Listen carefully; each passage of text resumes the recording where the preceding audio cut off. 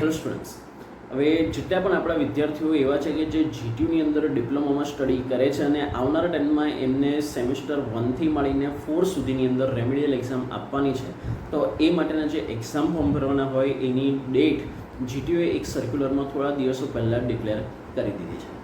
સૌથી પહેલાં આપણે અહીંયા વાત કરીશું સેમેસ્ટર 1 અને 2ના વિદ્યાર્થીઓની કે જેની અંદર તમારે રેમેડિયલ એક્ઝામ આપવાની છે, તો કે એ માટેની તો કે સેમેસ્ટર 1 અને 2માં જો તમારી રેમેડિયલ એક્ઝામ હોય, ડિપ્લોમાના સ્ટુડન્ટ્સની વાત કરું છું, તો બેટા તમારા માટે જે એક્ઝામ ફોર્મ ભરવા માટેની ડેટ છે તો કે એ આ મહિનાની જ 20 તારીખથી સ્ટાર્ટ થઈ ગઈ છે. એટલે કે 20/8/2024થી એક લોંગ ડ્યુરેશન કહીએ તો કે એ રીતનું છે કે 7/12 એટલે કે 7 ડિસેમ્બર 2024 સુધીનો ટાઈમ તમને આપવામાં આવ્યો છે.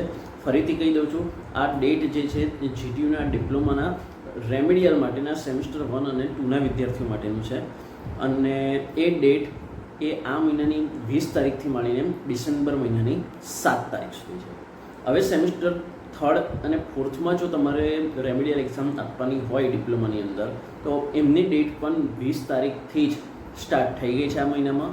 એટલે કે 20/8/2024થી મળીને 25/10 બરાબર 25 ઓક્ટોબર 2024 સુધીનો બેટા તમારા માટે ટાઈમ પીરિયડ અવેલેબલ છે. એકવાર આ ડેટ જો મિસ થઈ ગઈ અને પછી જો તમે એક્ઝામ ફોર્મ ભરવા ગયા, તો તમને પણ ખ્યાલ છે કે જીટીની અંદર 500,000થી માંડીને 2,000 સુધીની પેનલ્ટી લાગતી હોય છે. મતલબ કે એક્ઝામ ફોર્મની જે ફી છે એ તો પે કરવાની, ઉપરથી પેનલ્ટી પણ લાગતી હોય છે. અને આટલો લોંગ ડ્યુરેશન આપ્યો છે તો હવે સેજ પણ ડિલે ના કરતા આ જે મેં તમને ડેટ કીધી નોટ ડાઉન કરી રાખો અને એ ડ્યુરેશનની અંદર તમારું એક્ઝામ ફોર્મ ખાસ ભરી દો. અને જો આ સર્ક્યુલર રીડ કરવાની ઈચ્છા હોય તો ડિસ્ક્રિપ્શન બોક્સમાં તમારી જોડે એક વોટ્સએપ ગ્રુપની લિંક શેર કરી દઉં છું.